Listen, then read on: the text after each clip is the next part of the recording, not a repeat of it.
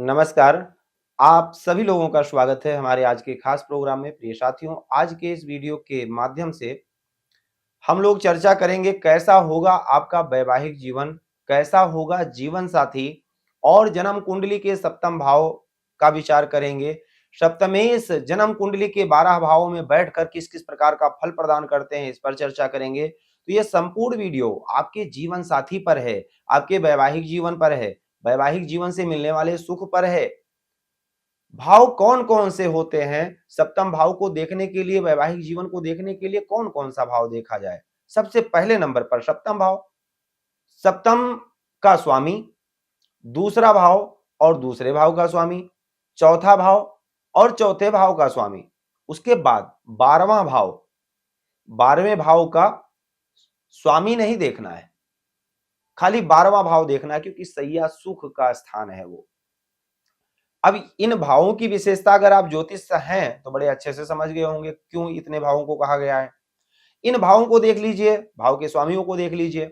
भाव पर अब शुभता अशुभता किस प्रकार से देखना है कि भाव में कोई शुभ ग्रह बैठा है, कोई शुभ ग्रह देख रहा है तो भाव शुभ, भाव में अशुभ ग्रह बैठा है, अशुभ ग्रह देख रहा है तो भाव अशुभ।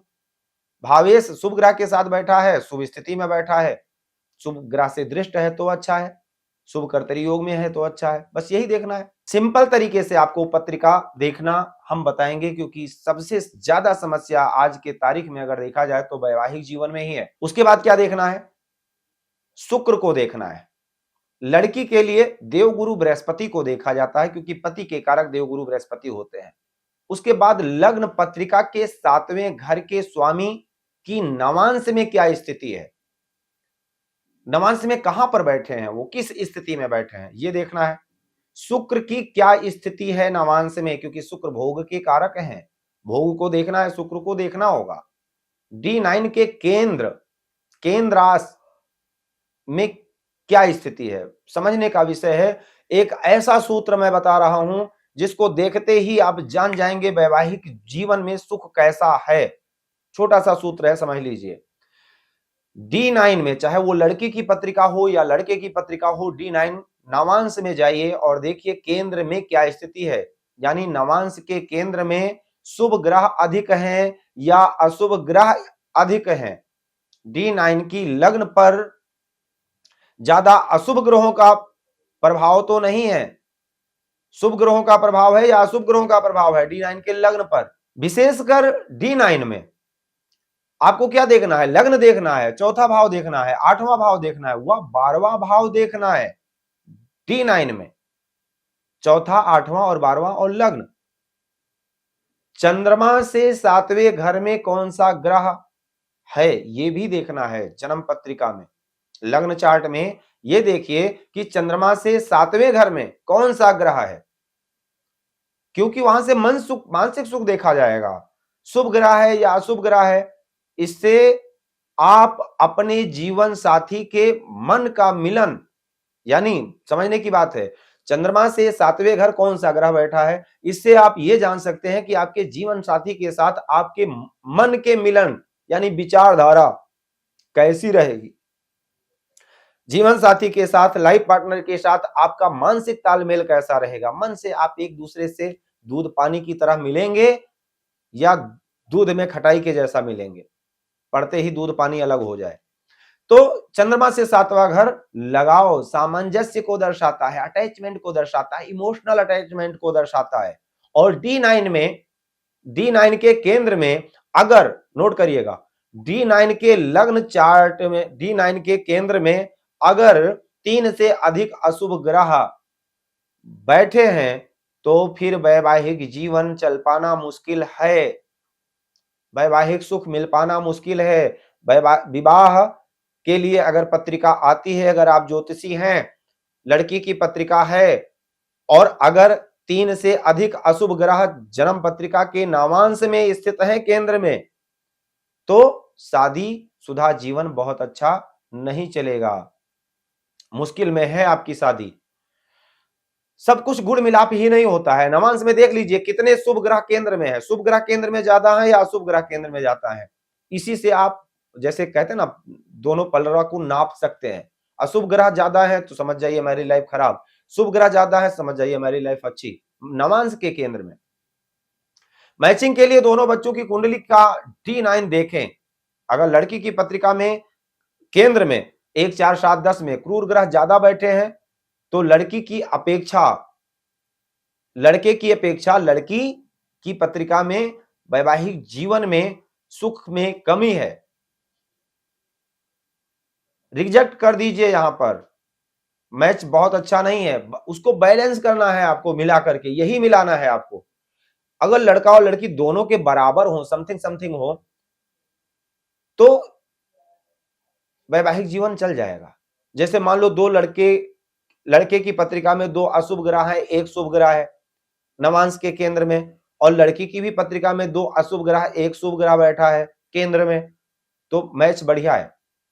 लेकिन लड़के की पत्रिका में शुभ ग्रह है, लड़की की पत्रिका में अधिक अशुभ ग्रह है, नहीं मैच चलेगा। सबसे सरल तरीका है कुंडली मैचिंग का। ये अगर आप ज्योतिष के विद्यार्थी हैं तो आपके काम की बात है, बाकी आप सभी के लिए है। आप अपना नवांश खोलिए, देखिए। अब यदि सप्तम भाव का स्वामी लग्न में बैठा हो और अपने ही नक्षत्र में हो, अगर 7वें घर का स्वामी लग्न में बैठा हो और अपने ही नक्षत्र में हो तो काफी खराब है, अच्छा नहीं है ये। वैसे भी 7वें घर का मालिक जब लग्न में होता है तो ये आपके ऊपर आपके जीवन साथी के प्रभाव को बढ़ाता है। जीवन साथी आपको अपने प्रभाव में रखता है। आप उसकी मर्जी के खिलाफ अपनी मर्जी से घूम नहीं सकते हैं, हमेशा आपको अपने प्रभाव में रखने का प्रयास करेगा। मैरिज आपके सर्कल में हो सकती है, रिश्तेदारी में हो सकती है, जानकारी में हो सकती है, या कई बार ऐसा भी होता है कि शादी नहीं भी कर सकते हैं, क्योंकि 7वां घर साथी है, आपका जीवन साथी है, और साथी जब लग्न में आ जाएगा तो आप साथी हम खुद बन जाएंगे। हमने अपने को ही साथी मान लिया, आप ऐसा समझ लीजिए। जब होगा जब और अशुभ प्रभाव होंगे, यानी सप्तम भाव पर अशुभ प्रभाव हो, लगन पर यानी सप्तमेश पर अशुभ प्रभाव हो, तो ऐसा व्यक्ति कई बार ऐसा सोच लेता है शादी में कुछ नहीं, केवल परेशानी है, अपने डिसीजन अपने से लेता है और शादी वादी नहीं करता है, शादी से दूर मन को हटा लेता है। ऐसे कई रिश्तों को हमने देखा है। कुछ टाइम बाद जीवन में प्रभाव में आ जाते हैं ऐसे लोग। शुरुआत में थोड़े से आर्ग्यू होते हैं, अगर मगर तगर छोटी नोक-झोंक होंगे, जब व्यक्ति अपने प्रभाव में लेने का प्रयास करेगा। लेकिन थोड़े दिनों बाद जैसे व्यक्ति होता है वैसे ही उसका जीवन साथी भी बन जाता है, सेम टू सेम, क्योंकि सप्तमेश लगन में है। तो यदि 7वें घर का मालिक दूसरे घर में बैठा हो तो आपका जीवन साथी वर्किंग हो सकता है, यानी आपको फाइनेंशियल हेल्प करने वाला हो सकता है, यदि बुरे प्रभाव में ना हो तो। लेकिन एक्स्ट्रा मैरिटल अफेयर करने वाला हो सकता है ऐसे में, क्योंकि सप्तम से अष्टम 7वें घर से वो 8वां घर है, छुपा हुआ रिश्ता यदि शुभ प्रभाव में होगा तो जरूर होगा। ऐसे लोग अफेयर में चल जाते हैं क्योंकि सप्तमेश अपने से 8वें है, मैरिज लाइफ को बहुत अच्छा रखता नहीं है, और 2 अशुभ ग्रह होंगे तो लड़ाई झगड़ा भी होगा और तलाक हो सकता है, क्योंकि वो अंत कर देते हैं। आप सप्तम से 8वां घर है, लड़ा करके डिवोर्स बहुत होते हैं। ऐसे मैंने देखा है जिन लोगों का सप्तमेश अपने से 8वें यानी दूसरे भाव में बैठा हो, 2 अशुभ ग्रहों के प्रभाव में हो, तो लड़ाई झगड़े होंगे, एक्स्ट्रा अफेयर होगा और फिर डिवोर्स हो जाएगा।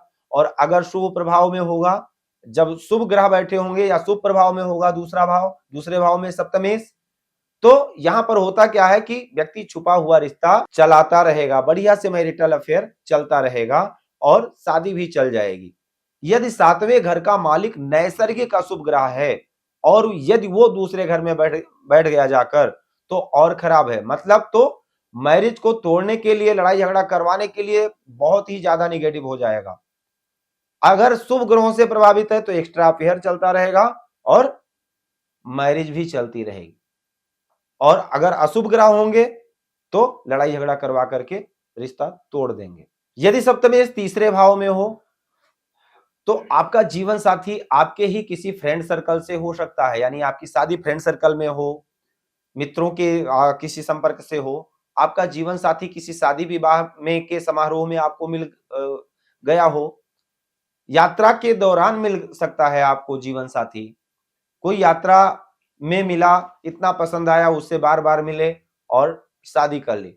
लेकिन एक बात और है, ध्यान रखें, लेकिन एक बात और है, यदि तीसरे घर का स्वामी सप्तम भाव में आ जाए तो अपने पति या पत्नी को अपने मित्रों और छोटे भाई बहनों से बचाकर रखना चाहिए। पता चला कि आप इतनी तारीफ करें और उनका आपस में ही चलने लग जाए, संबंध शुरू हो जाए, क्योंकि तीसरा घर मित्रों का है और मित्रों के घर का स्वामी अगर सप्तम भाव यानी जीवन साथी के स्थान पर बैठेगा तो उनका आपस में मित्रवत व्यवहार या अफेयर भी हो सकता है, इसका ध्यान रखना होगा। अब यदि सप्तम भाव का स्वामी यदि आपकी जन्म पत्रिका के चतुर्थ भाव में स्थित है तो आपके विवाह के बाद आपके घर में आपके जीवन साथी की चलने वाली है, ये पक्का मान लीजिए। आपके जीवन साथी का प्रभाव आपके घर में देखने को मिलेगा और ऐसे में होगा क्या, आपके पत्नी की जब ज्यादा चलेगी तो मां को कष्ट होगा। पत्नी को और मां को थोड़ा अलग अलग रखिए तो आपका जीवन काफी अच्छा चलेगा, मतलब ना मां को कष्ट होगा ना पत्नी को ही कष्ट होगा और आपका जीवन साथी एक मां की भांति आपका ख्याल रखने वाला होगा, क्योंकि उसके अंदर चौथे भाव के गुण आ जाएंगे थोड़े बहुत। यदि स्त्री की कुंडली है तो पति भी कहेगा कि रोज रोज तुम्हें अपनी मम्मी से क्या जरूरत पड़ती है, क्यों मिलने जाते हो, ऐसा होता है, ये सूत्र लगा करके देखिए। यदि सप्तमेश चतुर्थ भाव में बैठा है तो निश्चित है अपनी चलाएगा आपका जीवन साथी, आपके घर पे अपनी चलाएगा। यदि सातवें का मालिक चौथे भाव में बैठा है तो विवाह के बाद खासकर लड़कों के लिए मां से अलग हो जाइए, क्योंकि पत्नी की चलेगी घर में, मां को कष्ट होगा, थोड़ा अलग अलग रहेंगे, ठीक रहेगा सब। अब यदि सप्तम भाव का स्वामी पंचम भाव में बैठा है, घर का मालिक अपने से पांचवें आ जाए तो प्रेम के बाद शादी हो, क्योंकि पंचम भाव प्रेम का भी है, लव मैरिज हो सकती है, लेकिन संतान होने के बाद शादी में प्रॉब्लम आती है, ये देखने को मिला है। पंचम भाव का सप्तम भाव का स्वामी यदि पंचम में बैठेगा तो लव मैरिज होने के बहुत प्रबल योग बन रहे हैं, लेकिन संतान के बाद जीवन साथी के साथ तालमेल में कमी आती है, यानी शादी में प्रॉब्लम आती है, यहां तक कि गर्भ धारण होते ही मैरिज लाइफ में प्रॉब्लम शुरू हो जाती है। सप्तमेश का पंचम भाव में जाना मतलब प्रबल राजयोग भी है, शादी के बाद आपकी आपके बुद्धि में विकास होगा, आपकी वृद्धि हो सकती है, हर चीज में आप बहुत अच्छा कर सकते हैं, बिजनेस व्यापार आपका काफी अच्छा हो सकता है, सब कुछ अच्छा होने लगेगा। लेकिन संतान जन्म के बाद शादीशुदा जीवन खराब हो जाता है। शास्त्रकार कहते हैं इसको स्त्रीहीनता या संतानहीनता योग कहा जाता है। इसका मतलब यह है कि ऐसा नहीं है कि संतान या स्त्री मर जाती है, ऐसा कुछ भी नहीं है। बस आप ये समझ लीजिए कि धर्म त्रिकोण का स्वामी अगर काम त्रिकोण में आएगा तो विवाह के बाद प्रॉब्लम आती है विचारधारा में, कहीं ना कहीं धार्मिक विचारधारा, धर्म और काम, जहां काम होगा वहां धर्म नहीं होगा, जहां धर्म होगा वहां काम नहीं होगा। धर्म त्रिकोण का काम त्रिकोण में आना बहुत अच्छी बात नहीं है, इसलिए थोड़ा आइडियोलॉजी की प्रॉब्लम हो सकती है। अब सातवें घर का मालिक अगर छठे भाव में बैठा हो तो हैप्पी मैरिज लाइफ, देखिए छठे घर में आया है, थोड़ा विवाद के घर में जरूर है, अपने से 12वें हैं, लेकिन बस ये इतना मान के चलिए कि आपके बैक सपोर्ट में खड़ा है, हैप्पी मैरिज लाइफ होगी। और अगर ये पाप प्रभाव में ना हो ज्यादा तो कोई दिक्कत नहीं होगी। छठे घर में यानी अपने घर से 12वें बैठा है, बैक सपोर्ट दे रहा है वो सप्तमेश, आपका जीवन साथी आपका बैक सपोर्ट बन करके खड़ा रहेगा, क्योंकि सातवें घर से पीछे ही है ना 12वां घर, तो इसलिए कोई दिक्कत नहीं है विशेषकर। अब सप्तमेश अगर सप्तम भाव में हो तो ये तो बहुत अच्छी बात है, क्योंकि जो ग्रह भाव का स्वामी है, भावा स्वामी, ये तो बहुत अच्छा है, क्रूर प्रभाव में ना हो बस। तो आपका बिजनेस व्यापार बहुत अच्छा हो सकता है, जीवन साथी बहुत अच्छा हो सकता है, जीवन साथी आपको अपने प्रभाव में लेने वाला हो सकता है, अपने जैसा बनाने वाला हो सकता है। अब 7वें घर का स्वामी अगर 8वें घर में हो तो जीवन साथी का अपने परिवार से कनेक्शन बहुत ज्यादा होता है, यानी आपका जीवन साथी अपने परिवार से कनेक्ट रहता है, अपने मायके से काफी कनेक्ट रहता है। अब वो चाहे अगर आपकी पत्रिका है, आप जेंट्स हैं, आपकी पत्रिका, तो आप भी अपने परिवार की ज्यादा सुनते हैं, अपने जीवन साथी की वैल्यू कम देते हैं। वो कभी भी अपने परिवार को छोड़कर आपके परिवार को नहीं अपना पाता है, और ये मैरिज के लिए अच्छी बात नहीं है। आपका जीवन साथी आध्यात्मिक हो सकता है, ज्योतिषी हो सकता है, ज्योतिष में, अध्यात्म में इनमोल होकर के गुप्त भाषाओं का ज्ञान आदि इत्यादि गुप्त चीजों में रुचि रखना, ऐसा हो सकता है। यदि शुभ ग्रह हो, दूसरे भाव को देख रहा है, क्योंकि अष्टम में जो भी ग्रह बैठेगा वो दूसरे भाव को देखेगा, तो आपके परिवार का भी थोड़ा ध्यान रखेगा। अगर अष्टम भाव में कोई शुभ ग्रह बैठा हो, वो सप्तमेश शुभ भाव, सप्तमेश अगर कोई शुभ ग्रह हो और अष्टम भाव में बैठा हो, तो क्योंकि अब अष्टम में बैठ करके 7वीं दृष्टि आपके कुटुंब पर पड़ेगी, तो थोड़ा परिवार का भी ध्यान रखेगा, अपना भी ध्यान रखेगा, आपके परिवार का भी ध्यान रखेगा, अपने परिवार का भी ध्यान रखेगा। लेकिन अगर क्रूर ग्रह जैसे मंगल हो तो ठीक नहीं है। शुभ ग्रह कई बार हमको ऐसे ही बचा लेते हैं, जैसे नैसर्गिक नेचर की वजह से, यही शुभ ग्रहों की महिमा है। अगर कोई शुभ ग्रह बैठा होगा दूसरे भाव को देखेगा, कोई दिक्कत नहीं है। अशुभ ग्रह बैठेगा, निश्चित है देख करके वो कहेगा हम ठीक है अपने मायके से ही जोड़ करके रखेंगे तुम्हारे परिवार का, हमारी माँ ही हमारी माँ है, तुम्हारी माँ हमारी माँ नहीं है, बस ये भावनाएं देता है। अब 7वें घर का स्वामी अगर 9वें घर में हो, तो 7वें घर का मालिक 9वें भाव में होगा, तो क्या होगा, जीवन साथी पिता के संपर्क से आपको मिल सकता है, गुरु मिला सकता है, आपके पुरोहित पंडित जी कोई रिश्ता बताए वहां पर रिश्ता हो जाए, स्कूल कॉलेज का फ्रेंड हो उससे आपकी शादी हो जाए, भाग्य के लिए अच्छा होगा। लेकिन 5वें का स्वामी सप्तम में, 7वें का स्वामी नवम में, ये स्थिति अच्छी नहीं है, या 9वें सप्तम में, ये भी अच्छा नहीं है।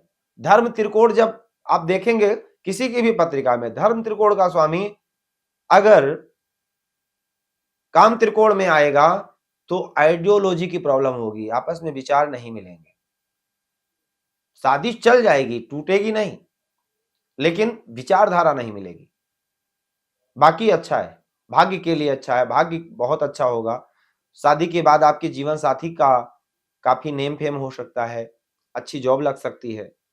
अब सप्तम भाव का स्वामी यदि दसम भाव में हो, तो आपका जीवन साथी आपको आपके काम में, आपके ऑफिस में आपको मिल सकता है, वर्क प्लेस पर आपको मिल सकता है, सेम वर्क का हो सकता है, आप इंजीनियर हैं वो भी इंजीनियर हो, आप डॉक्टर हैं वो भी डॉक्टर हो, ठीक है। आपके पिता के सर्कल से आपको जीवन साथी मिल सकता है, आपके करियर में हाथ बटाने वाला हो सकता है, अच्छा होगा। अगर एकादश भाव में सप्तम भाव का स्वामी बैठा हो तो बहुत अच्छा है, लाभ भाव है ना, तो जीवन साथी के माध्यम से आपको लाभ काफी अच्छा होगा, आपका हिसाब किताब रखने वाला होगा, आपके धन को बचाने वाला होगा, धन में इनकम कैसे ज्यादा हो उस पर एडवाइस देने वाला हो सकता है, या जीवन साथी का लाभ, यहां पर ये भी कह सकते हैं।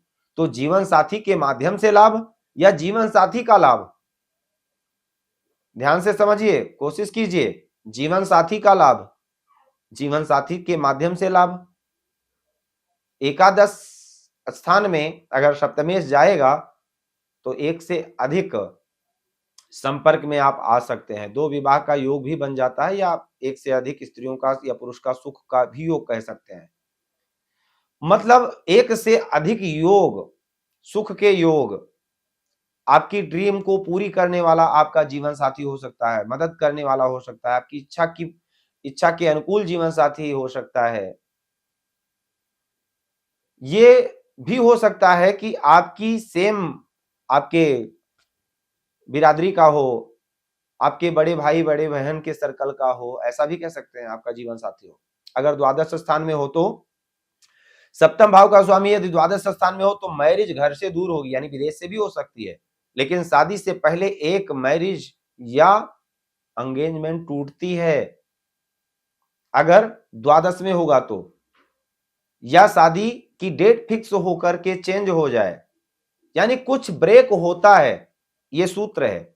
जीवन साथी अधिक खर्चीला हो सकता है क्योंकि सप्तमी द्वादश स्थान में है ना। अब हम लोग बात करते हैं सप्तम भाव में। देखिए कहते हैं ना, यदि सप्तम भाव में शुक्र बैठे हो और उन पर कोई दुष्प्रभाव नहीं हो तो आपको बहुत अच्छे बच्चे को जन्म देने वाली पत्नी मिलेगी। अब ये पुरुष के लिए भी कहा जा सकता है क्योंकि संतान पुरुष की भी होती है ना। अब यहां पर ऐसा तो नहीं लिखा गया है कि पुरुष की पत्रिका में होगी तो ऐसा नहीं होता है, मतलब कहने का मेन तात्पर्य है कि सप्तम भाव में एक शुक्र, एक शुभ ग्रह है, दैत्य गुरु शुक्राचार्य है, बहुत विद्वान है, बृहस्पति से भी ज्यादा विद्वान है क्योंकि संजीवनी विद्या को सबसे पहले पाने वाले प्राप्त करने वाले शुक्राचार्य हैं, बाद में सबके पास आई है। कहते हैं ना, कलत्रे च शुक्रे भवेत रत्न गर्भा, कलत्रे च शुक्रे भवेत रत्न गर्भा।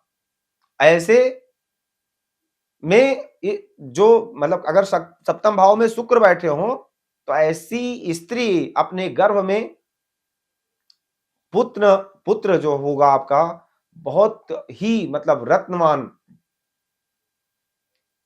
गर्भ को धारण करने वाली होती है। पहली बात। दूसरी बात, जीवन साथी सुंदर होता है। जन्म कुंडली के सप्तम भाव में यदि सूर्य बैठे हो तो यहां पर होता क्या है, ईगो की प्रॉब्लम होती है, स्टेटस रिलेटेड प्रॉब्लम हो सकती है।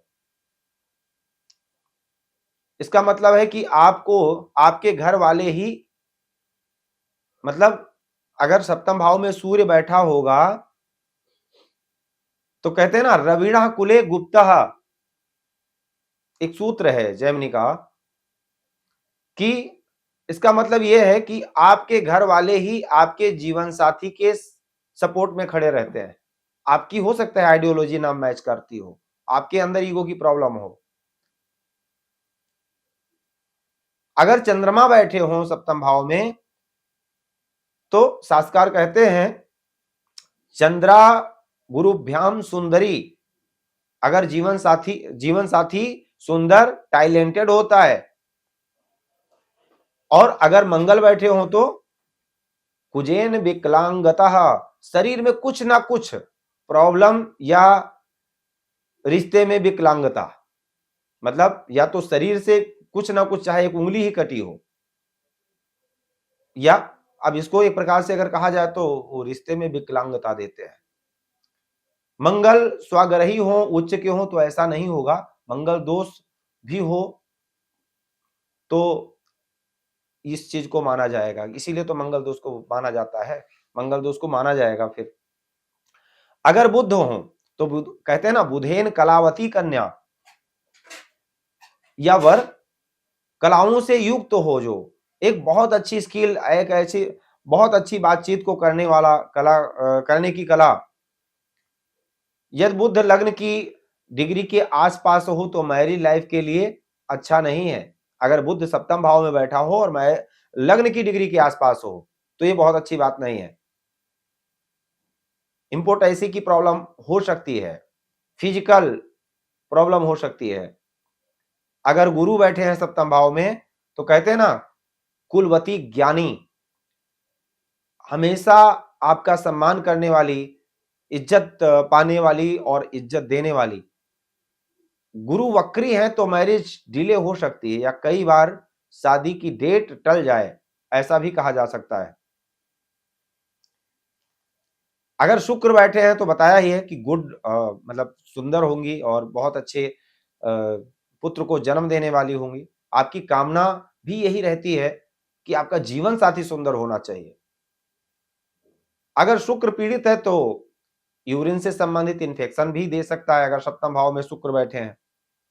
अगर शनि यदि अकेला है, उच्च राशि का है, स्वराशि का है, मित्र राशि का है, तो कोई प्रॉब्लम नहीं। लेकिन यदि शनि वक्री है, लग्न की डिग्री के आसपास है, क्रूर ग्रहों से दृष्ट है, वक्री है, तो सबसे खराब है।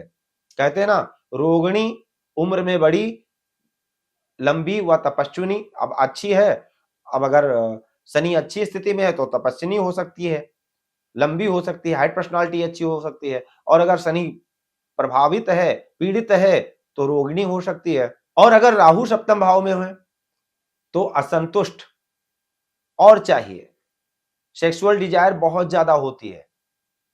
अगर केतु है तो क्षणे रुष्टा, क्षणे तुष्टा, रुष्टा तुष्टा, क्षणे क्षणे। ये सप्तम भाव का विस्तार से अगर देखा जाए तो विस्तार से तो बहुत नहीं है, लेकिन फिर भी बहुत कुछ बताने का प्रयास किया गया है एक वीडियो के माध्यम से। अगर अच्छा लगा हो तो आगे बढ़ाएं।